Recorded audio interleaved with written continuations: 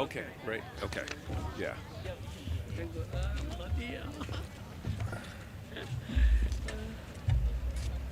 All right. Good deal. Amen. All right. Okay. Well, good morning, everyone, and thank you all for being here. We have bipartisan participation this morning. That's not something you see happening in Washington, D.C. every day, but we're very excited about that. As America celebrates its 250th anniversary, we know the founding principles of our country have inspired people around the world to demand their governments recognize their God-given rights and liberties. That was true on this day 37 years ago in Tiananmen Square, where tens of thousands of innocent Chinese people dreaming of a better life for their country gathered to seek freedom and democracy. They carried with them a belief that all are created equal, with the right to life, liberty, and the pursuit of happiness. Sadly, the Chinese Communist Party does not share that belief.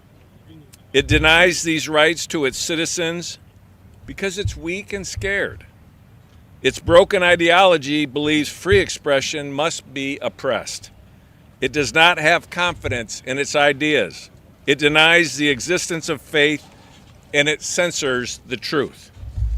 Even today, its leaders look at the prosperous and free lives of Americans and Western nations, and they actively decide to punish their own people with oppression, genocide, and censorship. The CCP crushes dissent at home and chases courageous activists abroad, using transnational repression to harass and intimidate those who speak out against Xi and his failures. It's on the wrong side of history, and it will be remembered for its massacres, its tyranny, and its oppression. Literally translated, Tiananmen means heavenly gate. But on this day in 1989, the CCP turned the heavenly gate into a hell on earth. Tiananmen is now synonymous with the massacre of innocent people who wanted freedom.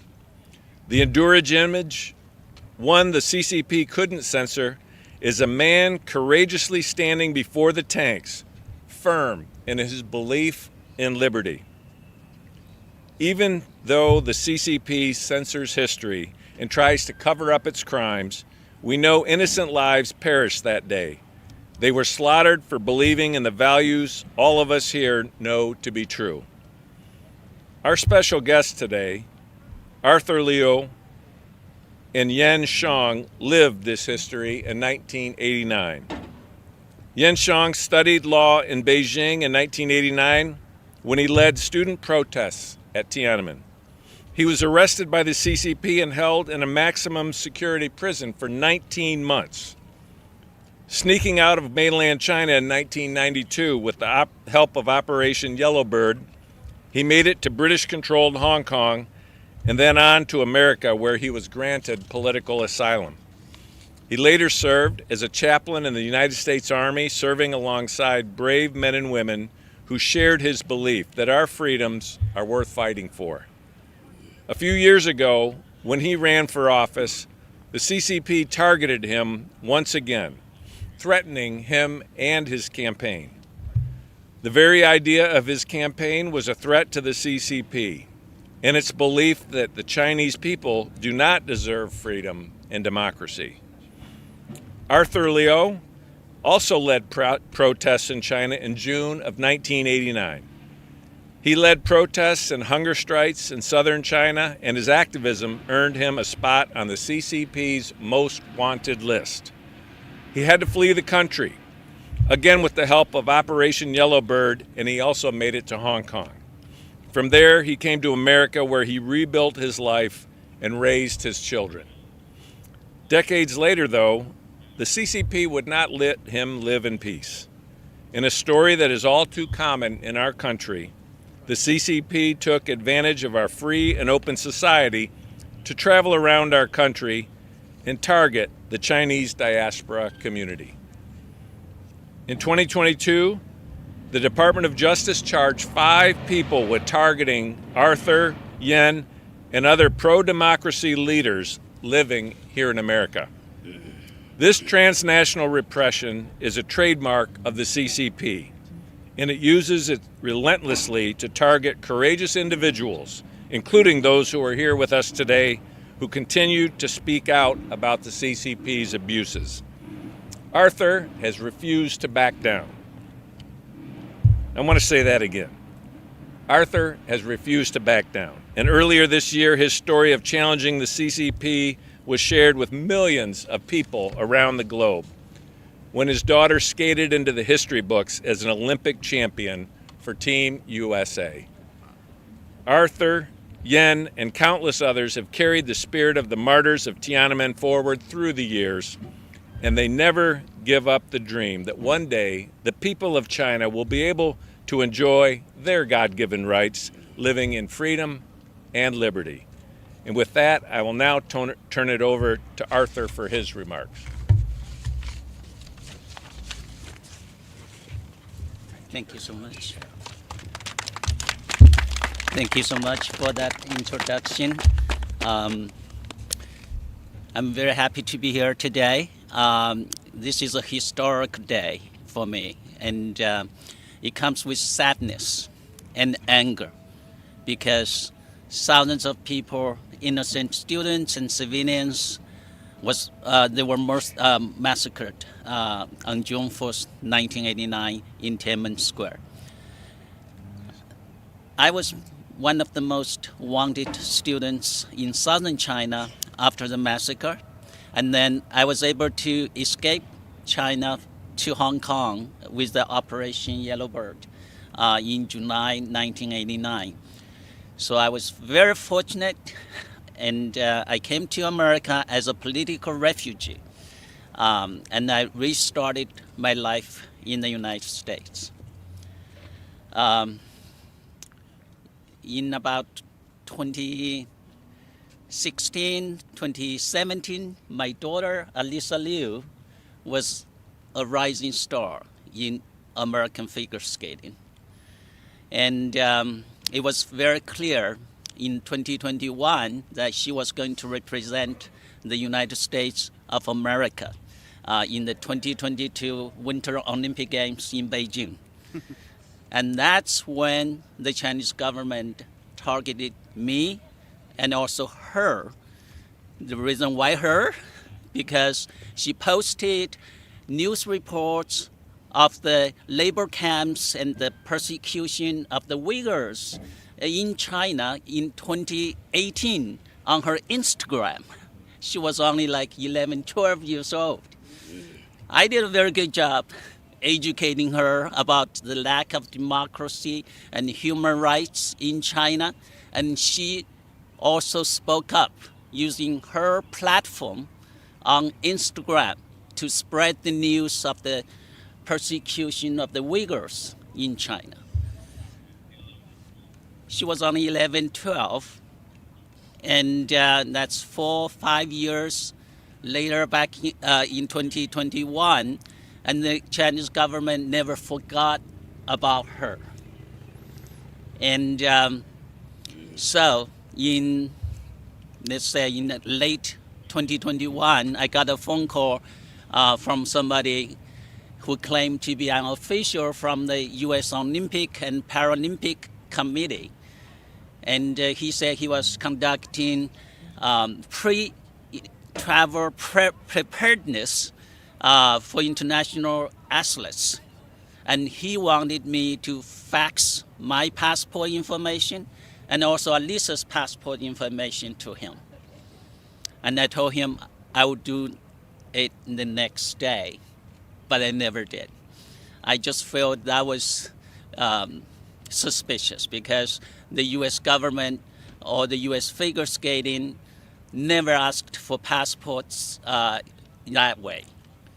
And a few days later, an FBI agent called me and asked to meet with me. And I met them, 3 of them, which is, according to them, unusual because normally FBI agents just travel 2 at a time. And the 3 of them came. And they informed me there was already a spy in the San Francisco Bay Area targeting me and also Alisa. He was there to collect passport information, to track me, my daily activities, to put a tracker, GPS tracker on my car. The FBI just told me, watch out for your surroundings. And I was telling myself, you know what? I will, but at the same time, I'm in the open. And they are in the hiding. And I wouldn't know who was targeting me. So I just let it go. Because I've lived in this country for so many years, and I know the Chinese government would not stop harassing me. Another reason is after I came to America, I organized many, many demonstrations in front of the Chinese consulate in San Francisco, and also here in front of the Chinese embassy in Washington, D.C.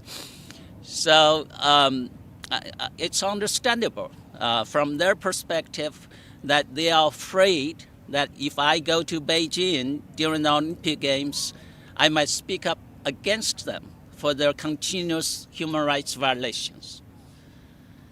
And the FBI was going to arrest them right there and then. And I said, please wait until Alisa comes back from the Olympic Games. And they indeed waited.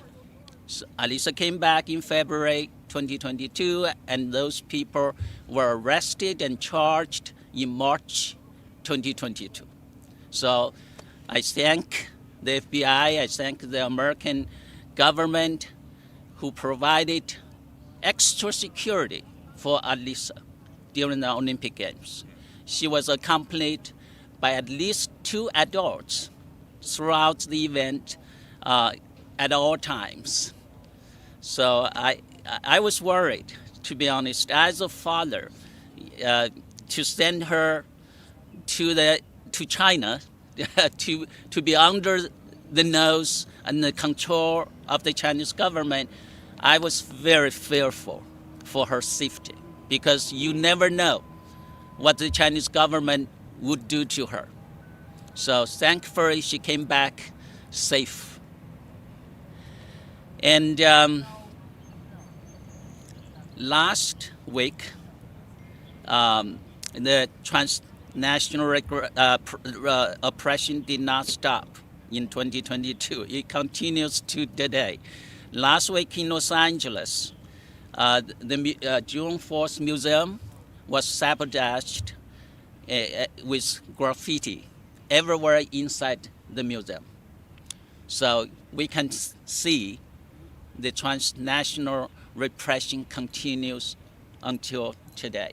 So we have a lot of work to do. I'm so happy to see you all today, because you did not forget June 4th. And we should never forget June 4th. We should never forget the thousands of people who were massacred on June 4th in Tiananmen Square in Beijing, and all those people who are injured, and those people who are in prison, still in prison today. Wang Binzhang has been imprisoned in China for over 20 years. And Jimmy Lai was just sentenced to 20 years of imprisonment. He is almost 80 years old. That's a life sentence. I really hope that we all who are in this free society speak up for them. Thank you so much. Thank you, Arthur. Thank you. I just want to also recognize Jimmy Lai's daughter, Claire, is with she us should come today. up here. Yeah, come on up, Claire. Come on. Come. Thanks for coming. Thank you so much for having me. It's so lovely to finally meet you. Please stand with us. This is Representative Takura. Me? Or is it yet?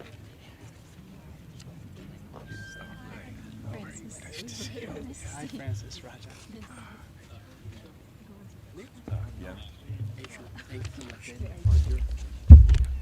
Good morning, everyone. Good morning. Ladies and gentlemen. Honorable Congressman, Mr. Chairman Munana, ranking members, members of Select Committee on China. Thank you for inviting me here. I'm a chaplain Major Yan Xiong, retired, served in the U.S. Army after 27 years. Now I'm back home.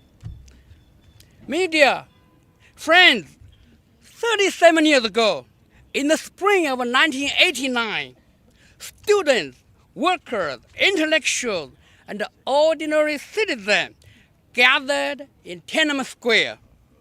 They came with courage, hope, and conscience. They believed truth mattered. They believed freedom mattered. They believed human dignity worth sacrifice. Many of them died. Today, we remember them. We remember the students in the square, the workers in the street. We remember the parents who never saw their children back home. We remember the mothers who still mourn. We remember those who were imprisoned, exiled, silenced, and erased. But Tiananmen is not only a Chinese tragedy, it is a warning to the world. During the Cold War, the communist totalitarian world and the free world were in many ways evenly matched in power. They had tanks, they had missiles, they had armies, but they did not have a moral authority.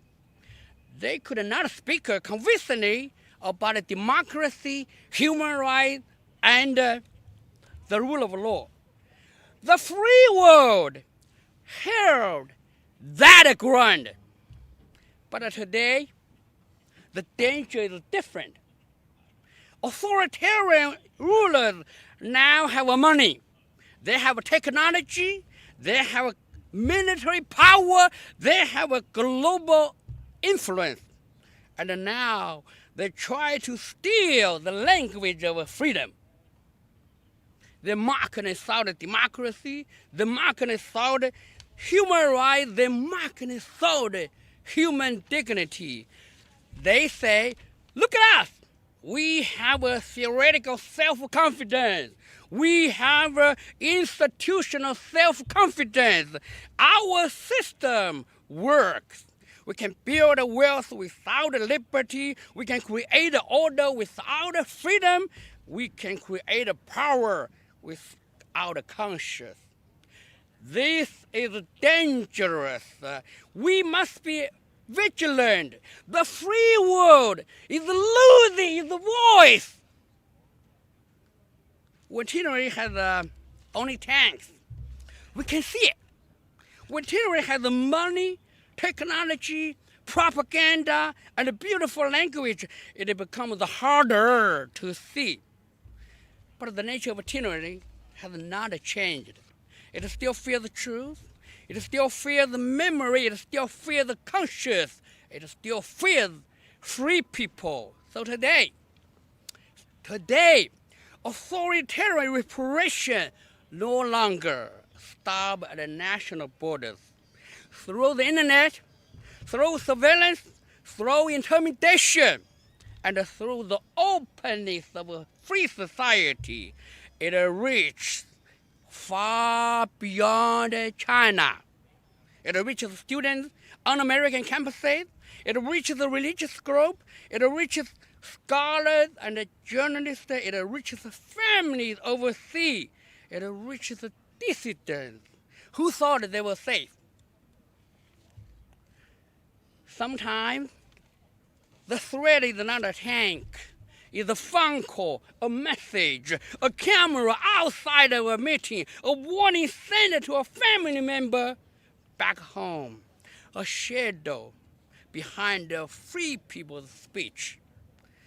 This is a transnational repression, and it is real. I have a list of victims. Some of them are Fa Nguyen Gong, practitioners. As another case is Mr. Li Chuanliang, of course, including myself. The great American Republic must not become a place where foreign authoritarian powers make people afraid to speak. Today, we need a freedom from a fear. That is why the United States must take this threat seriously. It must protect the human rights advocates, dissidents, students, journalists, religious groups, and ordinary people who speak the truth. Today, we commemorate the 37th anniversary of the Tiananmen Democratic Movement and the June 4th massacre. We do this to defend universal value, to defend the truth, to defend memory, to defend human dignity. We do this so America may remain the beacon of the free world. And the Chinese people are not the Chinese Communist Party. Chinese civilization is older, deeper, and more humane than any one-party state. The longing for freedom is not foreign to China. The longing for justice is not foreign to China. The longing for human dignity is not foreign to China. It is deeply human. 37 years later, the voices of Tiananmen still speak. The dead still speak. The mothers still speak. The exiles still speak. Conscious still speak. And if we remember, Tiananmen is not over. Thank you. God bless America. God bless Taiwan, Hong Kong, Ukraine, and God bless also the Chinese people. Thank you all. Thank you, Chairman. Thank you, sir. Thank you all. Thank you. Thank you, sir. Thank you so much, sir. Thank you, sir. Thank you all. Arthur, good job, man.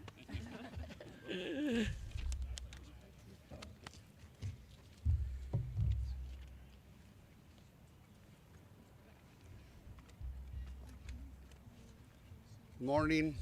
My name is Eduardo Nakayama, member of the Senate of Paraguay and member of IPAC, the Interparliamentary Alliance on China, with my colleagues here.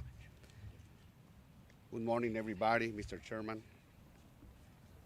Today, we commemorate one of the most brutal crimes of the 20th century, Tiananmen Massacre. 37 years ago, thousands of young Chinese come together peacefully in Tiananmen Square to demand freedom, democracy, and dignity. Facing the giant portrait of Mao, they raised the goodness of democracy with empty hands but hearts full of hope.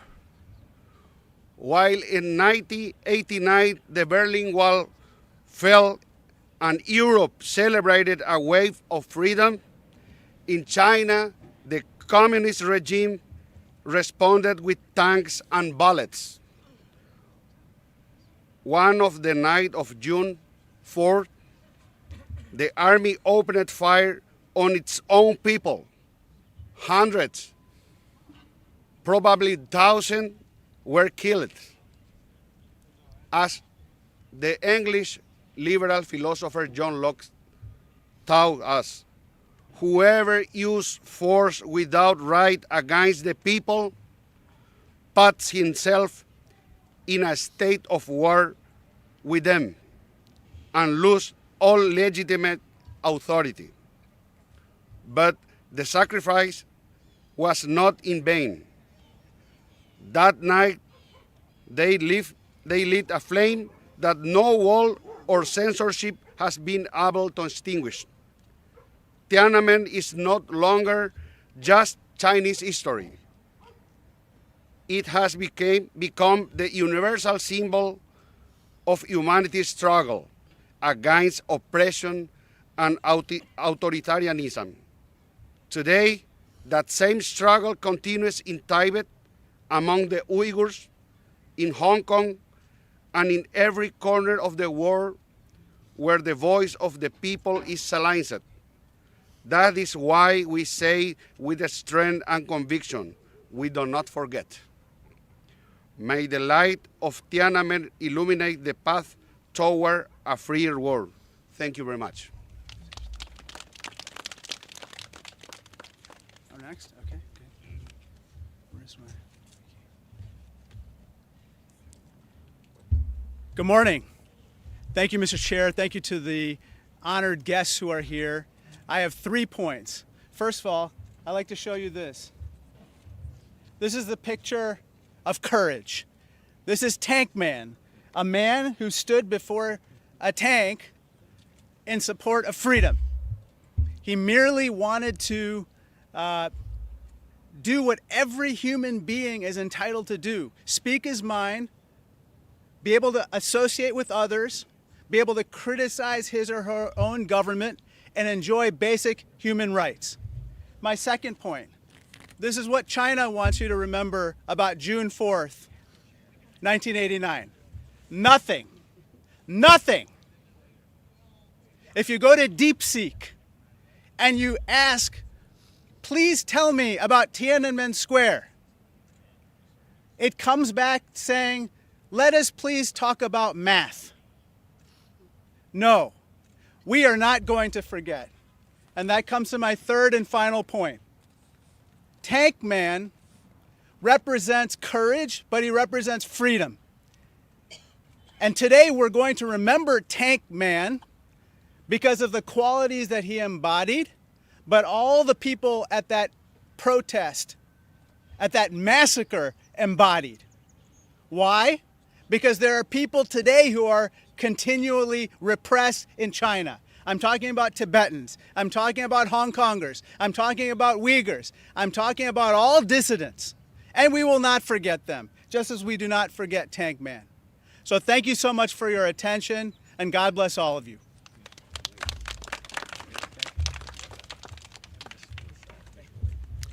Aloha everyone. Mahalo Chair Molinar, former ranking member Krishnamurthy, and for all the brave attendees here today. I'm Congresswoman Jill Tokuda from Hawaii's 2nd Congressional District. Today we remember the courage of students, workers, everyday citizens who gathered in Tiananmen Square 37 years ago to demand something very simple yet powerful: the freedom to speak, to think, and to be heard. We honor those who stood before tanks armed with nothing more than hope, conviction, and a belief that their voices mattered. And we remember those whose lives were cut short because an authoritarian government viewed free thought as a national threat. Tiananmen Square is not just a chapter in China's history. It is a cautionary tale, a warning to every single society across the globe. It reminds us that freedom does not disappear all at once. It erodes when governments decide what ideas are acceptable and which ones are forbidden. It weakens when political leaders dictate what can be taught in our classrooms, what belongs in our history books, and which voices deserve a platform.